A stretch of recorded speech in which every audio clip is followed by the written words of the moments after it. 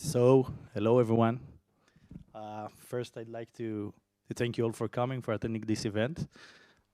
Really appreciate it. And today I'm going to talk about how to feed Apache Airflow with quality data, and not only Airflow, but almost any data client. So a short intro about myself.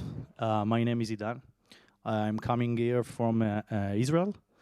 My previous background includes a vast experience in the data engineering domain and a few years of experience in which I designed and implemented large and complex data platforms. In the last 2 years, I'm one of the co-founders and the CTO of memphis.dev, if you all already heard about it, which is an open source event processing platform, totally cloud native.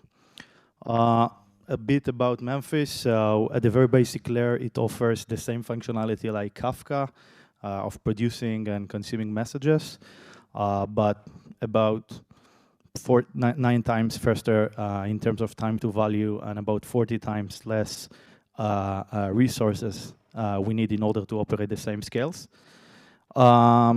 Besides, Memphis comes with the entire ecosystem a developer or a data engineer needs in order to develop streaming-based applications, streaming-based features. Tools like built-in schema management, serverless function framework, connectors, data level observability, dead letter, and so on. Okay, so a bit about the agenda for today's session. We're going to talk about data pipelines and data clients. We will talk about how clients communicate with each other. Afterwards, we will explore some certain issues might occur during such a communication between clients and the side effect that it can occur. Then we will move forward to talk about data contracts, and we will understand how data contracts can have a really great solution for solving those issues. And eventually we will do a short demo. So a lot to cover, so let's start. So in order for us to better understand what data clients are, I will start from the end and talk a bit about applications like Airflow. So one of the most common use cases of using Airflow is the execution of pipelines like my friend Christian just showed you. And data pipeline is actually a chain of microservices that execute some business logic and stream data from one to another. Each microservice is actually a step in the data pipeline the data goes toward, and it's called data client. So basically, almost everything can be client. It can be a producer application generating some data, consumer, which reads it, Airflow, database, data warehouse, almost everything. And the majority of such an architecture are usually utilize some message broker in order to move messages between the different parts of the data pipelines, between the data clients. Tools like Kafka, Rabbit, Memphis, etc. And this way, the different parts of the pipelines are totally decoupled. So we actually live in times the amount of data increases exponentially, and data processing becomes more complex than before, especially when dealing with multiple data sources, each one with its unique and with its own schema. And not all the time the schema stays the same. So data pipelines have become way longer and more complex than ever. And it's right to assume that from time to time, issues might occur. So I want today to talk about a specific issue related to schemas. Okay, so in the previous slide, we saw data clients communicating with each other by switching messages, by sending it through some message broker.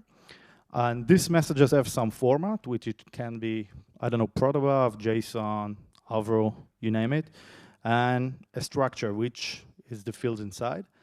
And each client along the pipeline usually expects some form of event, which is the format and the structure. And by which it knows actually how to read the incoming data and how to act on it. And actually, it will know how to process it and make it ready for the next step in the pipeline down the stream. So in most cases, the downstream trusts the upstream to feed it with quality data, which is the exact expected schema I know how to act on. But there is no guarantee, and there is no any part, usually in the pipeline, that making sure it happens besides the goodwill of the team who wrote this part of the pipeline. That means that it is possible to have a situation in which a client will fail to process a message due to a schema change that made somewhere in the upstream, maybe by different team, maybe not by a team, maybe the data is generated by the users or by third-party applications, or I don't know.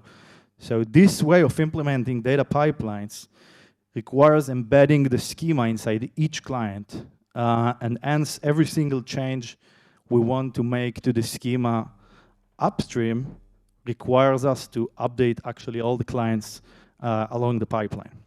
And I believe it is very clear how hard it is to make changes when designing and implementing data platforms this way. So this situation has to get some proper solution. So our clients will get and generate quality data. And in order they will be able to accomplish their job, now we have to provide some solution for that. So the naive solution will be, okay, why not just add more fields? It should work, but not necessarily. This way I'm always backward compatible, but if new fields arrived, I don't know how to act on them. So the main issue here is that it won't work with new fields which suddenly appear. Not always the data is generated by our applications. It can be some third-party app. It can be an external API, our users who are generating the data, etc. And it will also increase the size of the message, which will affect the amount of traffic that we will have, which will affect the performance and will cause performance reduction. And definitely higher cost goes for the traffic, and which is very bad for a CTO budget, I guess. So in the good cases, we will end with just larger traffic, long debug and development processes, and a lot of ugly if statements and validation code that will make our code very hard to maintain. And in the more bad cases, we can have downtimes, we can harm the data integrity, we can train our models with bad quality data, and the most important thing, at least for me, it's I won't sleep at night. So in order to implement a bulletproof data platform, it requires us to govern the data as much as we can. And one thing that we can do is to apply data contracts on our data platform. It is actually the best way to eliminate crashes that happen due to schema changes at the upstream. So let's talk about what data contracts are. And as I already talked before, each client usually expects some certain schema and in order to complete its business logic. That means that it depends on the upstream. And in order the upstream will be able to provide it the exact expected schema, some component in our data platform should be the responsible for it. And of course, the step that the data is at the moment is the responsible for making quality data for the next step afterwards. That means for the downstream. So this standardization that we are looking for is achieved by creating a contract between two clients interested to talking with each other. Excuse me. Interested to communicate with each other. And this contract is actually a schema that agreed on both sides that wants to talk with each other. And it actually will promise that all messages will meet the requirements of the defined schema. So I want us to go over a very common pattern for implementing such a mechanism. So in order to move how the schemas embed in each client, we will create some centralized repo in which all schemas will be stored. This repo, of course, will allow clients to retrieve schemas in order they will be able to enforce the schema in produce time. And this repo acts as a single source of truth and allows us to apply schemas changes very easily. Even in a very large and complex data pipelines, it doesn't matter because we now have a single source of truth that allows us to make changes in one place, and then this change is broadcasting into all of the clients. A few important notes for those of you who wants to implement it by yourself. The enforcement has to take place on produce time in order that our queue or whatever communication channel that we will choose won't get dirty with some bad quality data. Schema creation, enforcement, evolution, and update are a must features your solution should support. And it is important to take under consideration that your clients will be able to getting updated regarding schema changes on real time, and you won't need to restart them in order to get those changes. Okay, so now that we have a bit more understanding, I want to do a short demo that will illustrate the things that we talked about.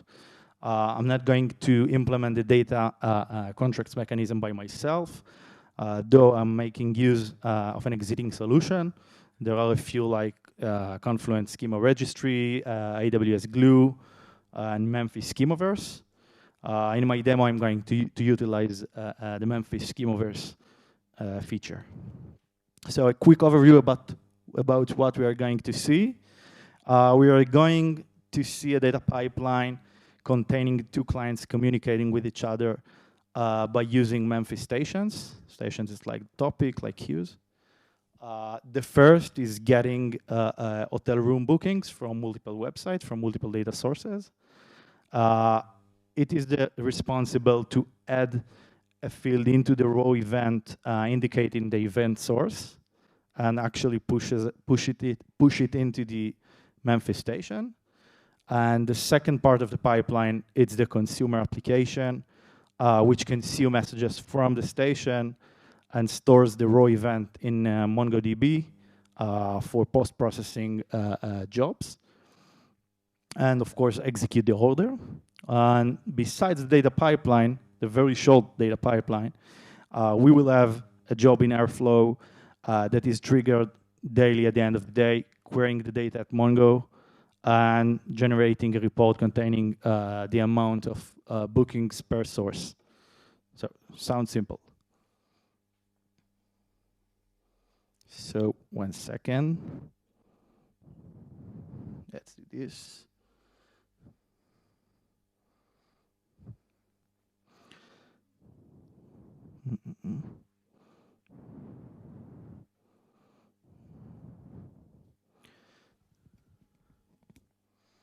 Okay.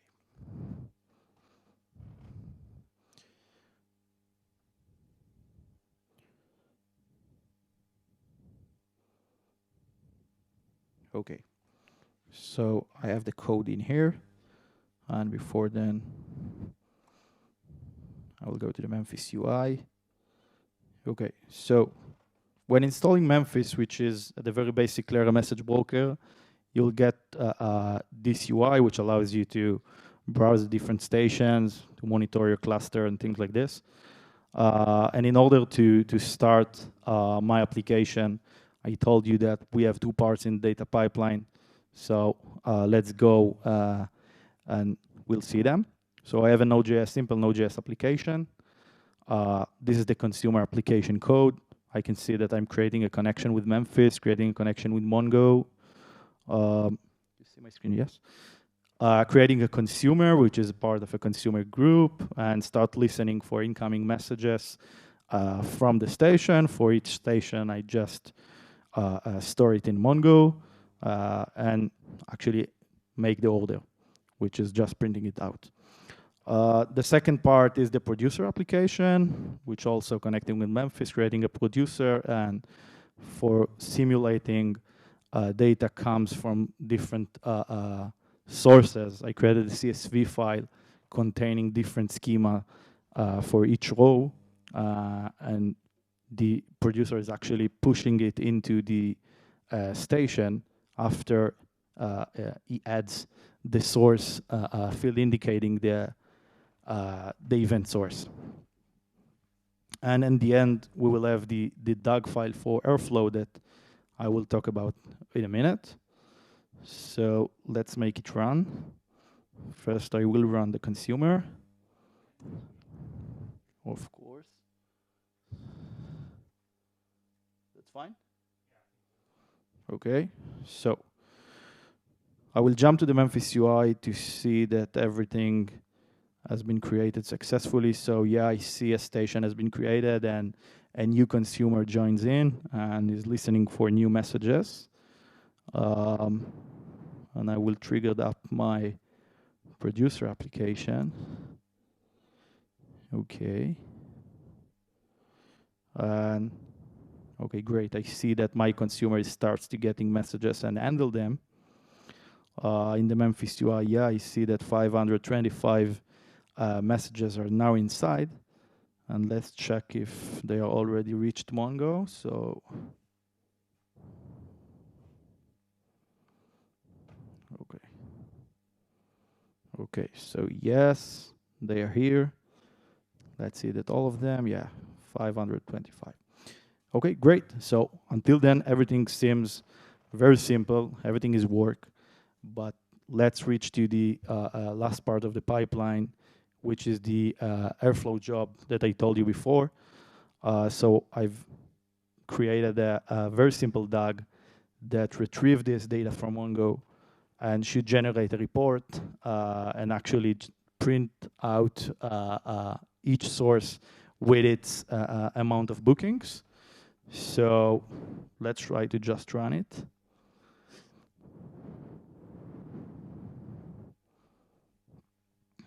Okay.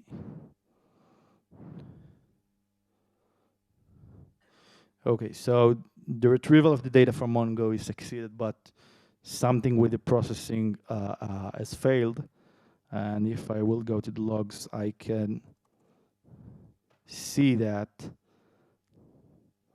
it failed because it expected some certain field in the schema of the events, but it's simply doesn't. It's simply not there. So, of course, that we could add some code in order to validating the schema inside our DAG, but it sounds like a very boilerplate code, and I wanted something else will do it for me. So we will do again the exact same demo, but now we will apply some data contracts on my stations. So we'll go here, we'll delete everything I did.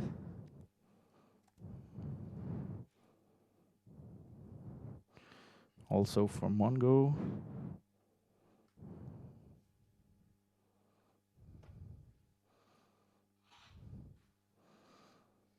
Okay. Let's see what happened in here. We'll shut down the consumer and the producer. And now I will create a station, but right now I'm going to apply a schema on it, and Memphis schemaverse will be the responsible to make this validation for me. So I will just copy paste this station name, and I prepared before the meeting the schema I want to attach, and in a minute I will show you. And now I have a station with the schema attached to it. Is it big enough?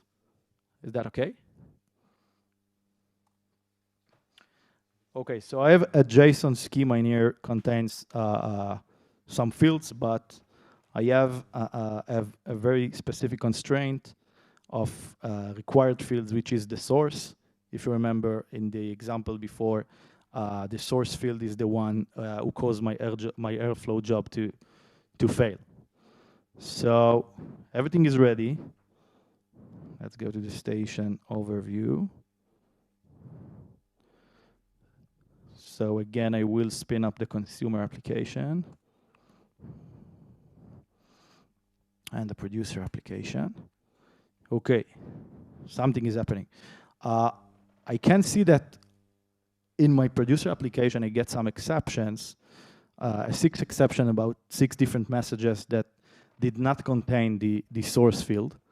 So it's good. First, I'm getting some notification about it.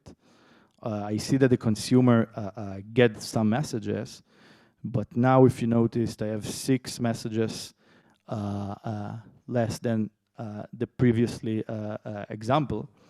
And the other 6 messages are waiting for me in the dead letter that I've got from Memphis with the reason why they got into it. And of course, they didn't reach Mongo as well. Let's see the stats. Okay, 519. And now, if I will trigger my Airflow job again, I believe that, I hope that everything will go fine.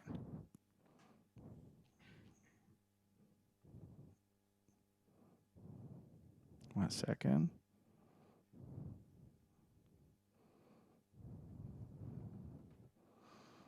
Okay. Okay. So now everything is okay, and I will be able to see 519 bookings with all different sources in my Airflow. So to recap what we did, we made sure that my Airflow job is getting quality data by applying some data contracts on my data pipeline without adding even single line of code. And actually my Airflow job, and I think that every data pipeline that implements those foundations will be much safer and will get you much quality data. So I think that that's it from my side.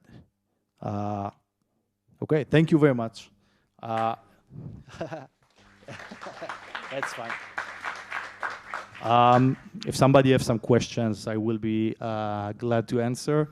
And of course, that afterward, I will stay if someone wants to reach me out and talk. I have a first question. I have 2 questions. The first one is like Schemaverse. Schemaverse. Yeah. Is it open source also? Excuse me? Is like Schemaverse? Yeah, is Schemaverse the product? Is it open source? Yeah. The entire product of Memphis, which you just saw in the demo, it's open source. Okay, even the UI. Excuse me? Even the UI. Even the UI. Yeah. Okay. My second question is the issue or the supposition you put in your demo is that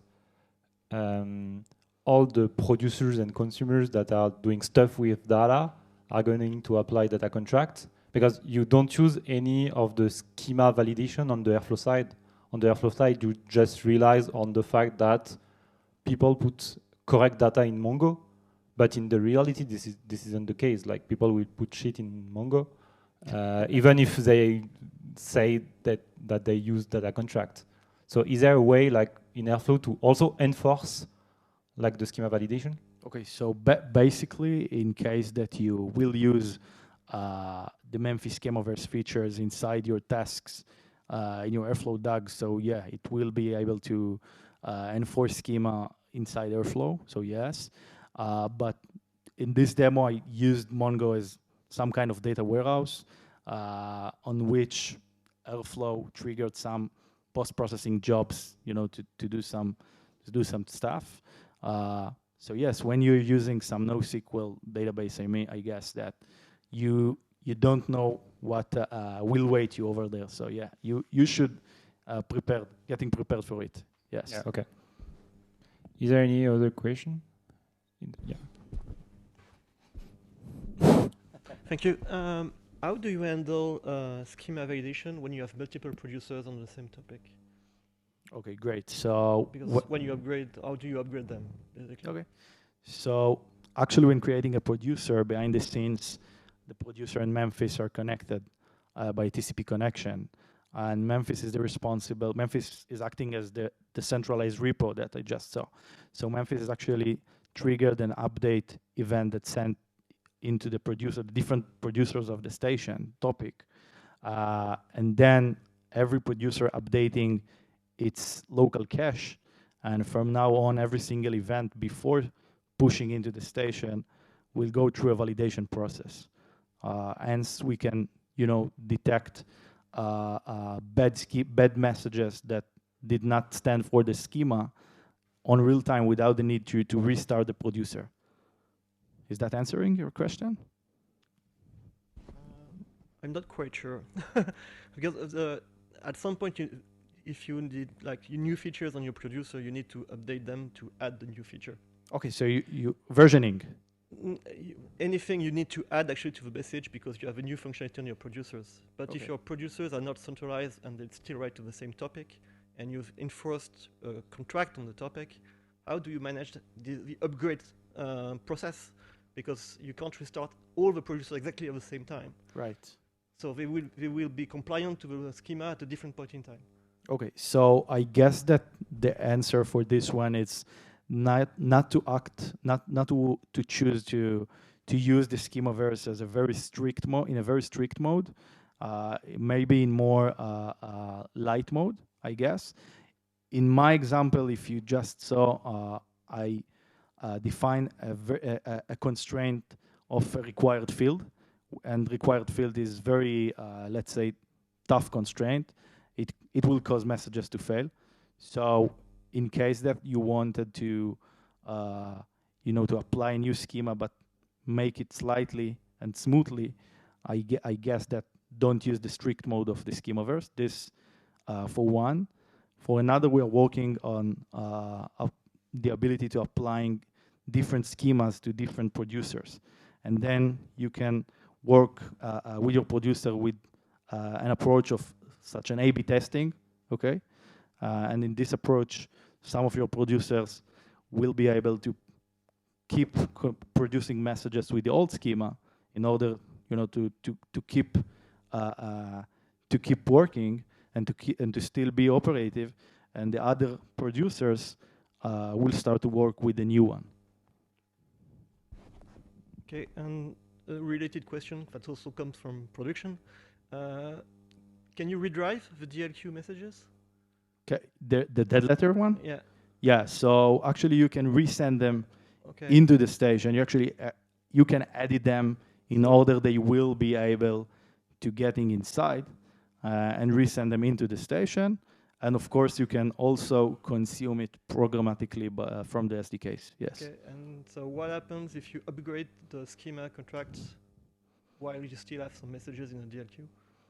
Okay, so in that case, when you will try to resend them, guess. Yeah, I think that you ask if I will edit my schema this way that it will match the messages inside the dead letter. Or that you have a new schema that doesn't match with the letter anymore. So Okay. can you redrive them anyway? So at any time, you can, by your decision, restore them into the station. If you want them to make it inside, even they are bad quality, it is possible, yes. It's for your choice. Okay, thank you. Is there a last question?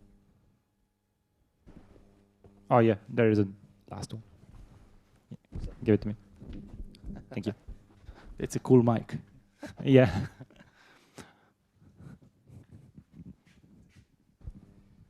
Thank you for the presentation. You talked about a repository. Is it possible to have a private one, private Memphis repository in our own infrastructure or something like that? So basically, yes, Memphis is an open source project under the CNCF. So you can deploy it locally on your premise over Kubernetes. It's totally cloud native. So yes. Thank you. Okay. Thank you, Idan. Thank you, think guys. You can continue the conversation after with the pizza.